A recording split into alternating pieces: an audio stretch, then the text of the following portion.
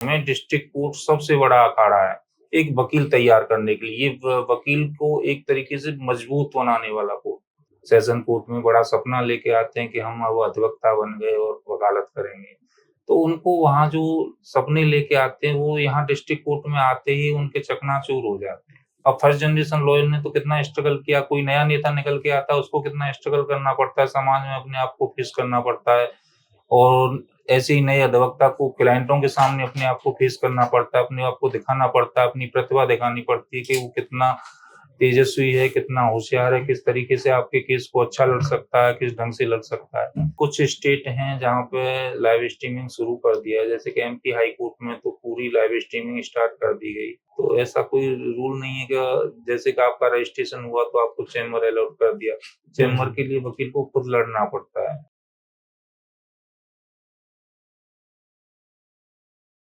जय हिंद साथियों। बहुत सारे विद्यार्थी जो लॉ करके निकलते हैं, जिनका सपना होता है कि हम अधिवक्ता बनेंगे। अधिवक्ता बनने के लिए सीधे कोई हाई कोर्ट या सुप्रीम कोर्ट नहीं जाता, उसको अपनी शुरुआत करनी पड़ती है डिस्ट्रिक्ट कोर्ट से। लेकिन डिस्ट्रिक्ट कोर्ट में शुरुआत करने को लेकर के क्या क्या चैलेंजेस आते हैं, क्या क्या प्रमुख समस्याएं होती हैं, और कैसे कोई भी नया स्टूडेंट अपने आप को एज एन एडवोकेट स्टैब्लिश कर पाए। अब चूंकि सुप्रीम कोर्ट ने भी कहा है कि यदि आपको जज बनना है, जुडिशरी का एग्जाम देना है, तो आपके पास 3 साल की कम से कम वकालत होनी चाहिए, 3 साल का आपके पास एक्सपीरियंस होना चाहिए। तो देश के जो भी युवा अभी एलएलबी कर रहे हैं, उनके अंदर ये है कि भाई हमारे को जाना है डिस्ट्रिक्ट कोर्ट में, अपनी प्रैक्टिस करनी है। अब आप डिस्ट्रिक्ट कोर्ट में आ गए, तो डिस्ट्रिक्ट कोर्ट में शुरुआती दौरान क्या क्या समस्याएं होती हैं, क्या क्या चीजें होती हैं, उनको कैसे सामना करना पड़ता है, इन सारी चीजों को समझने के लिए, और एज एन डिस्ट्रिक्ट का कोई एक एडवोकेट होता है, उनकी क्या क्या रोल्स होते हैं, क्या क्या रिस्पॉन्सिबिलिटीज होती हैं, यहां पर कैसे वो अपने आप को ग्रो कर सकते हैं किसी भी जिले में रह करके, उन सारी चीजों को जानने के लिए आज मेरे साथ हैं एक बहुत ही खास व्यक्ति, जो उत्तर प्रदेश के हाथरस जिले के जिला एवं सत्र न्यायालय में अधिवक्ता हैं। उनका नाम है श्री धीरज चौधरी। तो हम उनसे इन सारी चीजों को विस्तार पूर्वक बात करेंगे, क्योंकि वो बहुत लंबे समय से यहाँ पे प्रैक्टिस कर रहे हैं, बहुत सारे केसेस उन्होंने देखे हैं। तो इस सब को लेके हम उनके साथ बातचीत करेंगे। तो सबसे पहले मैं स्वागत करता हूँ श्री धीरज चौधरी जी का, और बहुत बहुत धन्यवाद, आपने हमें समय दिया। नमस्कार भूपेंद्र जी, मैं Dheeraj Chaudhary, district and session court Hathras, और मुझे यहाँ वकालत करते हुए काफ़ी लंबा समय हो गया। इस दौरान मैंने यहाँ पे जूनियर वकील के तौर पे भी प्रैक्टिस की, और अब मैं यहाँ पे अपने सीनियर एडवोकेट के तौर पे यहाँ पे काम कर रहा हूँ। क्रिमिनल केसेस भी देखता हूँ और सिविल केसेस भी देखता हूँ। एमईसीपी वगैरह बहुत केसेस होते हैं। देखिए, ये डिस्ट्रिक्ट कोर्ट होता है जिला न्यायालय जिसे बोलते हैं, जिला एवं सत्र न्यायालय। जिला एवं सत्र न्यायालय जहाँ पे जिला न्यायाधीश हो गया, वहां पे वो सिविल का ऑर्डर करेगा, तो जो जज होता है, जिला न्यायाधीश होता है, वो सिविल ऑर्डर में होता है। और जहाँ पे सेशन या सत्र न्यायाधीश आ गया, वहां पे वो केवल क्रिमिनल का ऑर्डर करेगा। तो यहाँ पे ये भी हमें अंतर समझना होता है कि जिला न्यायाधीश कौन होता है और सत्र न्यायाधीश कौन होता है।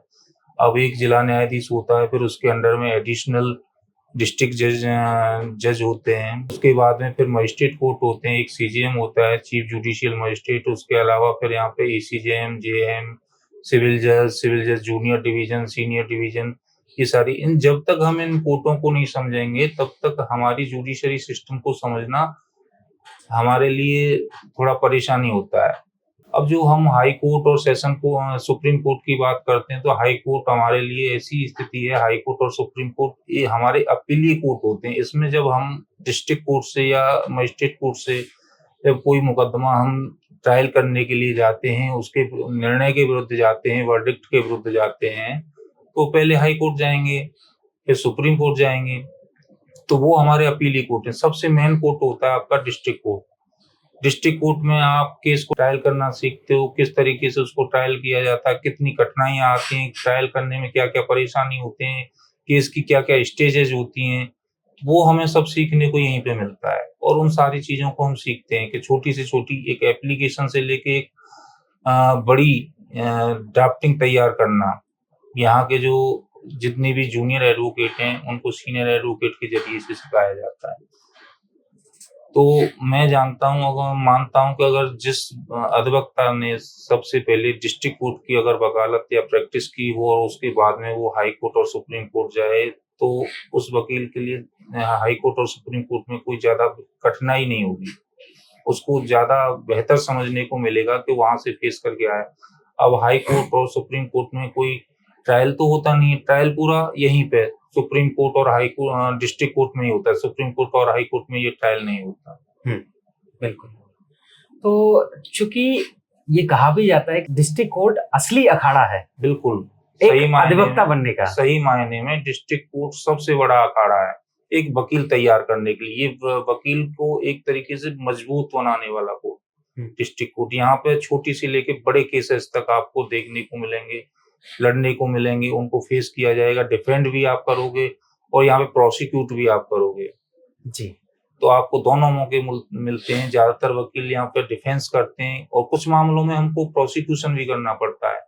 तो ऐसे मामले जहाँ पर डिफेंस करना होता है, तो डिफेंस के हमारे क्या मुद्दे होते हैं, क्या हमें कोर्ट के सामने क्या हमें अपना पक्ष रखना होता है, क्या हमें बताना होता है जज को, किस तरीके से हमको समझाना होता है कि हमारा जो डिफेंस कर रहे हैं, डिफेंस के आधार पे हमें किस तरीके से केस में हमें क्या क्या परेशानी है, क्या वो है। और हमारे सामने परेशानी भी बहुत होती है। जुडिशरी आज के समय पे थोड़ी जुडिशरी ने डिस्ट्रिक्ट कोर्ट में या हाई कोर्ट हो चाहे कहीं भी हो, थोड़ी-सी परेशानी अधिवक्ताओं के लिए बना रखी है। जैसे क्या-क्या परेशानियां हैं? जैसे कि परेशानी के अधिवक्ताओं को एक तो सबसे बड़ी सम्मान की बात होती है। तो डिस्ट्रिक्ट कोर्ट में कुछ तो जो जजेस हैं, बेंचेस हैं, उन बेंचों के ज़रिए से वो सम्मान नहीं दिया जा रहा, जो पहले अधिवक्ताओं को दिया जाता था।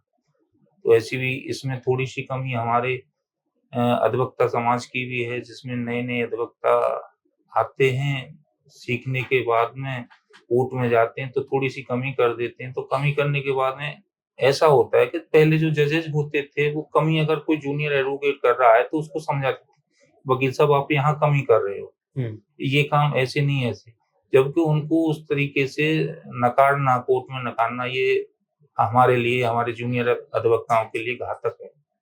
तो इसमें जुडिशरी को थोड़ा उनका सहयोग करना चाहिए, साथ देना चाहिए, जिससे कि हमारे जूनियर अधिवक्ता कुछ सीखें, आगे बढ़ें। मतलब आपका कहने का मतलब ये है कि आजकल जो जजेस हैं, जो डिस्ट्रिक्ट कोर्ट पे बैठते हैं, वो उस तरीके की मर्यादा, सम्मान या अन्य चीज़ों का उपयोग नहीं करते, एक मर्यादा का उपयोग नहीं करते, जो अधिवक्ताओं के लिए होनी चाहिए। जी, वो इसलिए नहीं करते कि आजकल जो जितने भी जजेस हैं, वो बिना प्रैक्टिस के जज बन के आ रहे हैं। चाहे जैसे कि आप पीसीएसजी ले लो, पीसीएसजी में कोई भी प्रैक्टिस की ज़रूरत नहीं है। आपने एलएलबी किया, आपने पीसीएसजी क्वालीफाई किया, चाहे वो क्वालीफाई करने के बाद में आप जज बन गए। आपको वकीलों की लाइफ के बारे में पता नहीं है, उनके स्ट्रगल के बारे में पता नहीं है कि जूनियर क्या स्ट्रगल करता है, कैसे स्ट्रगल करता है, वकालत के लिए क्या-क्या करना पड़ता है, कितनी बेरोज़गारी में और कितने कम पैसे में वकील काम करता है। तो ये उनको परेशानी की बात नहीं। और आप सेशन में ले लो, तो सेशन में ये होता है कि आप बार में तो आपने रजिस्ट्रेशन करा दिया, प्रैक्टिस आपने दिखा दी, आप प्रैक्टिस में हो। 7 साल का एक्सपीरियंस दिखा दिया, आपने आप बन गए एचजेएस। बन गए आप एचजेएस। एचजेएस बनने के बाद में फिर भी जो वास्तविक रूप से वकीलों में से जो जज चुन के आते हैं और वो वकीलों की वास्तविक रूप से सम्मान करते हैं, तो मैं चाहता हूँ कि जुडिशरी को भी ये बिल्कुल कर देना चाहिए कि कम से कम 5 साल की प्रैक्टिस या 7 साल की प्रैक्टिस जब तक आप सेशन कोर्ट या लोअर कोर्ट में नहीं करोगे, तब तक आपको जज बनने का मौका ना दिया जाए। बिल्कुल सही बात है, क्योंकि कैसे वकीलों को सम्मान देंगे, वही आदमी समझ सकता है जिसने की वो वकालत, वही वकीलों का संघर्ष समझ सकता है। हालाँकि देखिए, कोई जैसे आपने कहा कुछ वकील नए भी आए हैं, तो उतार-चढ़ाव तो रहते ही हैं। कोई शुरू सीख रहा है, कोई सीख चुका है, तो सब तरह के वकील होते हैं। तो जी। इसमें हमारी न्याय व्यवस्था को देखना चाहिए इस बारे में, कि कैसे एक सख्त कदम उठाया जब तक अधिवक्ता यानी बार और बेंच का सहयोग नहीं होता, तो न्याय की परिभाषा वहाँ थोड़ा अर्थहीन हो जाती है। जाए। जब तक जो बेंच है, जब तक बार को नहीं समझेगी, अधिवक्ताओं को नहीं समझेगी, तो वहाँ पर थोड़ा उनमें मतभेद हो जाता है और उस मतभेद के चक्कर में जो नुकसान होता है, वहाँ के वादकारियों का होता है, जो केसेज़ लड़ने वाले जो हमारे पास में आते हैं, एक ये आशा लेके कि हमको कोर्ट से न्याय मिलेगा। वहां पर वो जो बेंच है, जो जजेज हैं, वो गुस्सा उतारते हैं अधिवक्ताओं पर, और उस अधिवक्ता के गुस्से के चक्कर में नुकसान होता है वादकारियों का। बिल्कुल। तो पूरी तरीके से अगर देखा जाए तो लोगों का नुकसान है। जी। अच्छा, इसमें एक सबसे महत्वपूर्ण प्रश्न जो आजकल के युवा देख रहे हैं, जैसे कि अगर कोई विद्यार्थी आता है शुरुआत में, तो क्या-क्या शुरुआत के संघर्ष होते हैं जो कि आपने भी देखे थे और क्या उनसे कैसे आगे बढ़ा जा सकता है? उसके बारे में आप विस्तार से बताइए। अब ये आपका बड़ा रोचक प्रश्न है, इसके बारे में बताऊँगा। तो जैसे नए विद्यार्थी अपनी एलएलबी, एलएलएम कंप्लीट करने के बाद में यहाँ पे आते हैं, सेशन कोर्ट में बड़ा सपना लेके आते हैं कि हम अब अधिवक्ता बन गए और वकालत करेंगे। तो उनको वहाँ जो सपने लेके आते हैं, वो यहाँ डिस्ट्रिक्ट कोर्ट में आते ही उनके चकनाचूर हो जाते हैं।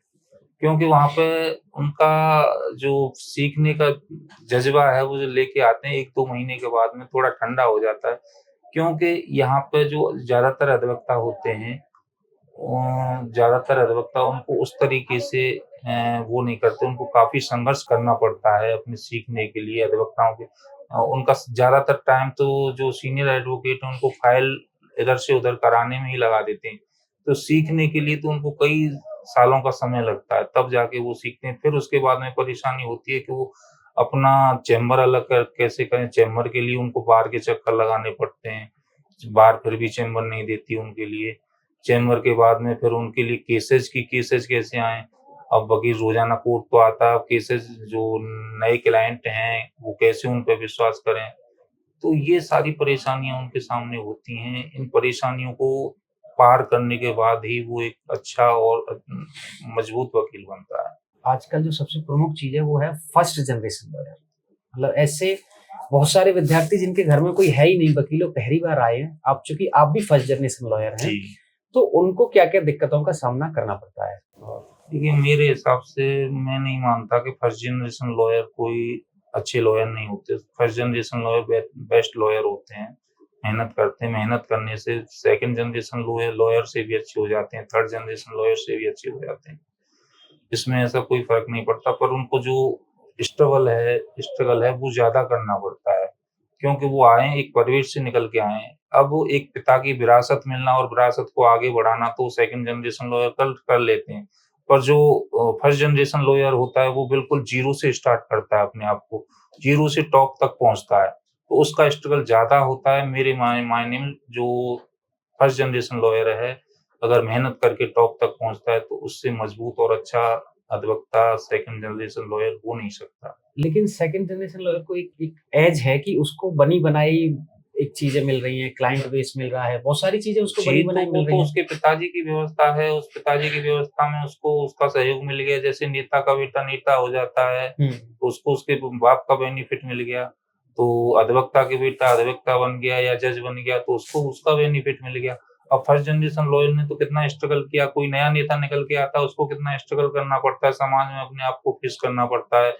और ऐसे ही नए अधिवक्ता को क्लाइंटों के सामने अपने आप को पेश करना पड़ता है, अपने आप को दिखाना पड़ता है, अपनी प्रतिभा दिखानी पड़ती है कि वो कितना तेजस्वी है, कितना होशियार है, किस तरीके से आपके केस को अच्छा लड़ सकता है, किस ढंग से लड़ सकता है।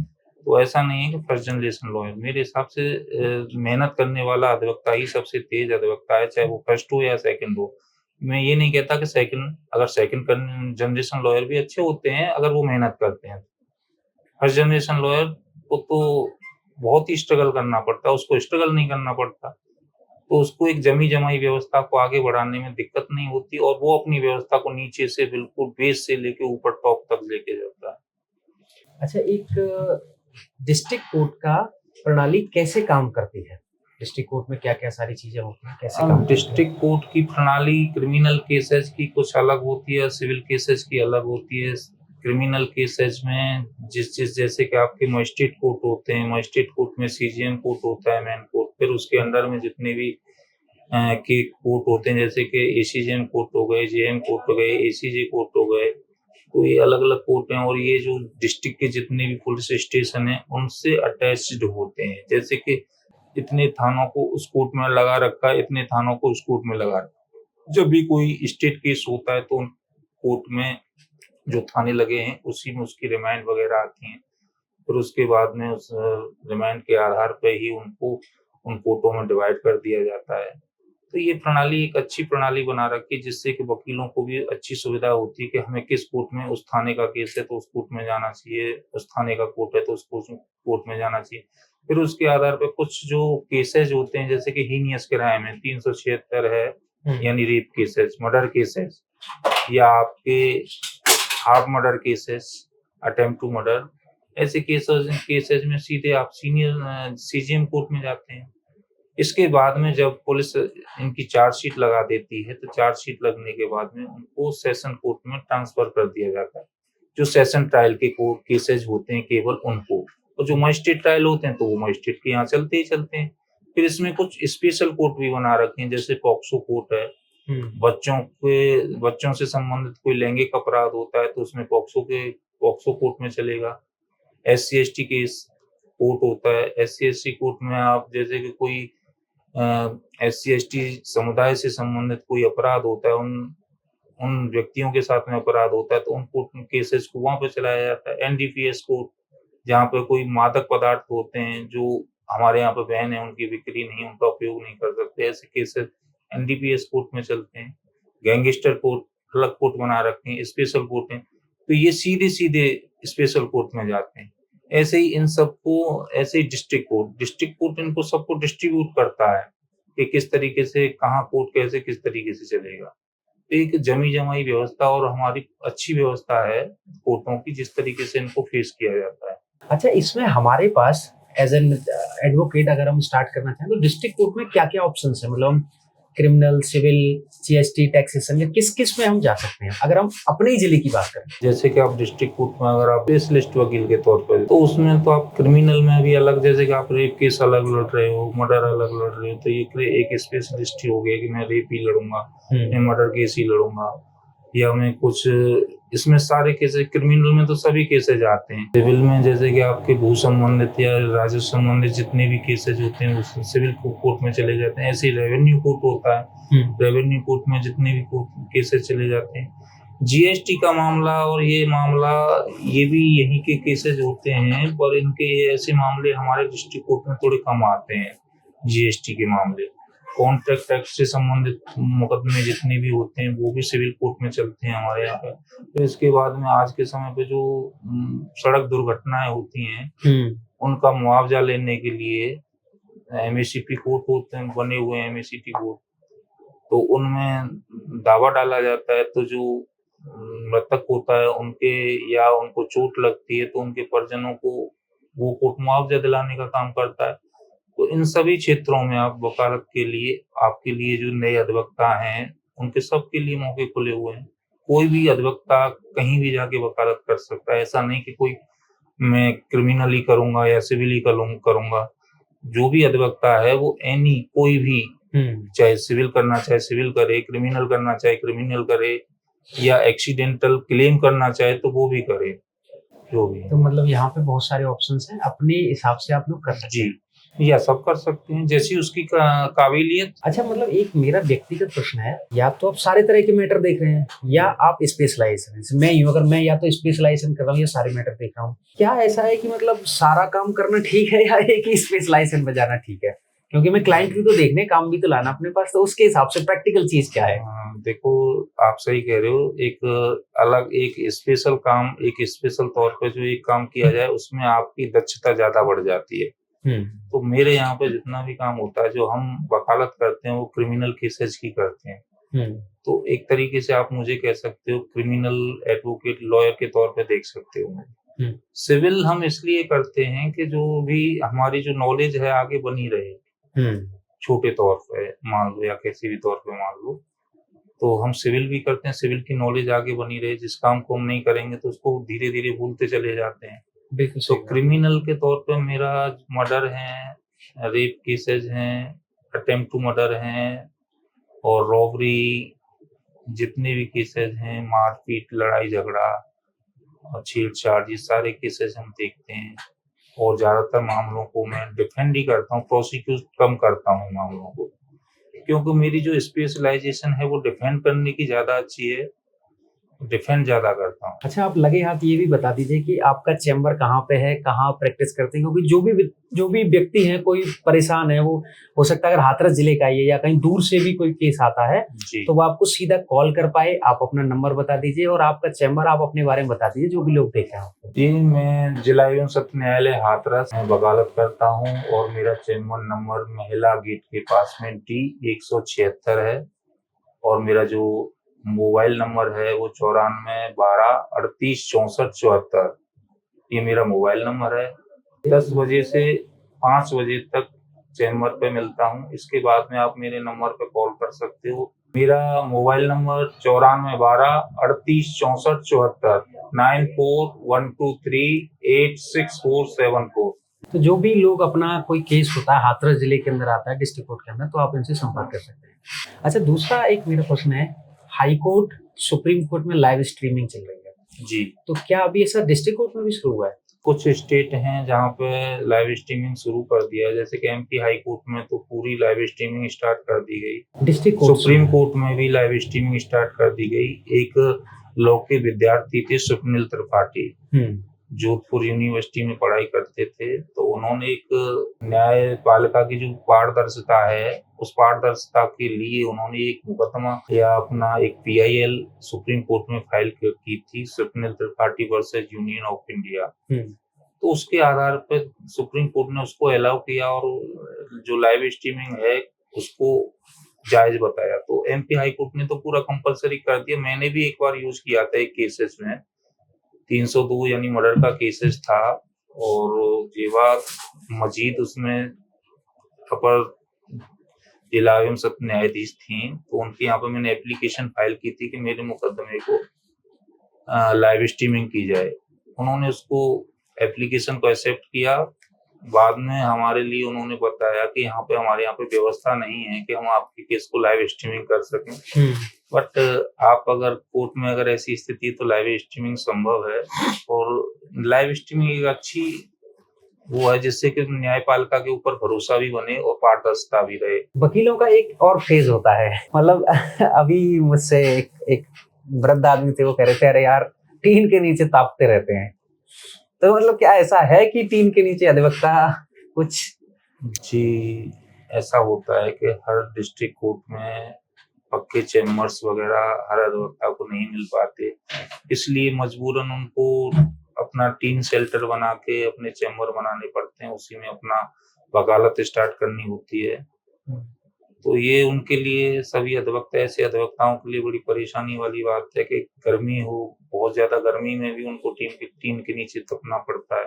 बरसात के मौसम में भी परेशान होना पड़ता है, सर्दियों में भी परेशान होना पड़ता है। तो ये सरकार ने ऐसी कोई रूल्स रेगुलेशन या high court, session court, supreme court ने कोई ऐसे रूल्स नहीं बनाए कि उन अधिवक्ताओं को भी ऐसी जगह मिल सके कि जिससे वो अपना सम्मान पूर्वक बैठ के अपना कार्य कर सकें। तो ऐसी मजबूरी में वो फिर अपने टीन शेल्टर डाल के अपना जो चैम्बर बनाते हैं उसी में अपना काम करते हैं।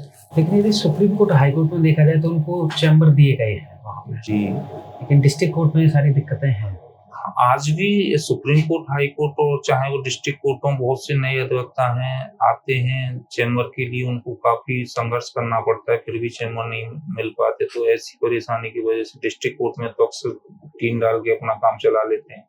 High court session supreme court में वो क्या है कि किसी सीनियर एडवोकेट के साथ अटैच होके अपना काम चलाते हैं। वहाँ पर थोड़ा टीम भी नहीं डालने देते, इसलिए वो वहाँ पे व्यवस्था नहीं है टीम वगैरह।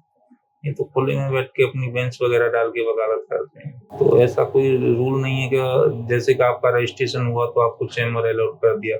चैम्बर के लिए वकील को खुद लड़ना पड़ता है और फिर लोग भी ये मानते हैं कि इसके पास चैम्बर नहीं है तो ये अच्छा वकील नहीं है। ऐसा नहीं, जो तीन सेट में भी बैठे हुए वो भी अच्छे वकील होते हैं, वो भी अच्छी मेहनत करते हैं, वो भी बेहतर वकील होते हैं। ऐसा नहीं कि पक्के चैम्बर में बैठ के एक अच्छा वकील बन सके, उनका भी अच्छा स्ट्रगल होता है। बिल्कुल सही बात है, मतलब किसी को ऐसे जज नहीं किया जा सकता कि यदि उसके पास चैम्बर नहीं है तो अच्छा। नहीं, मेरा मानना है किसी के कपड़ों या उसकी परिस्थिति को देख के उसको जज किया जाए कि ये काम ये नहीं कर सकता। हमेशा नीचे से ही ऊपर उठा जाता है, छोटे से ही बड़ा बनाया जाता है, कोई एक साथ बड़ा बन के कभी नहीं आया। अब कोई वकील सीधे ये तो नहीं कि शुरुआत से ही वकील बन के निकल के आता है, पहले वो LLB करता है, LLM करता है, उसके बाद अपनी तैयारी भी करता है, फिर कोर्ट में आके प्रैक्टिस करता है सीनियर एडवोकेट के यहाँ पे, उसके यहाँ पे काफी वर्क करता है, उसका शोषण भी होता है कई जगह से जूनियर एडवोकेट का, फिर जाके वो एक अच्छा वकील बनता है। यानी लोहा तब तक तपता नहीं है, तब तक वो मजबूत नहीं बनता। तो जूनियर एडवोकेट एक लोहे की तरह तब के ही एक अच्छा सीनियर एडवोकेट और अच्छा वकील बनता है। हालांकि मेरा मानना ये है कि कोई कंप्लीट वकील कभी नहीं बनता। हम आज भी एक एडवोकेट हैं, ना कि लॉयर। लॉयर आदमी नहीं बन सकता, हम केवल स्टूडेंट हैं, हम सीख रहे हैं। जितने भी रूल्स रेगुलेशन है, कंप्लीट वकील कभी कोई नहीं बन पाया। इसीलिए तो कहते हैं प्रैक्टिस कर रहे हैं, मतलब सीख रहे हैं। बिल्कुल प्रैक्टिस कर रहे हैं। और कुछ लोगों का ये भी कहना है कि वकालत बुढ़ापे में जाके ज्यादा फलती है। हाँ, उनका कहना थोड़ा सही होता है कि जैसे जैसे आदमी का एक्सपीरियंस बढ़ता जाता है, एज बढ़ती जाती है, नॉलेज बढ़ती जाती है, तो उस नॉलेज का उसको फायदा मिलता है। तो वो बुढ़ापा हो या मतलब एज हो, ज्यादा एज हो, तो उसके हिसाब से उसका लाभ मिलता चला जाता है उसको। बिल्कुल सही बात है।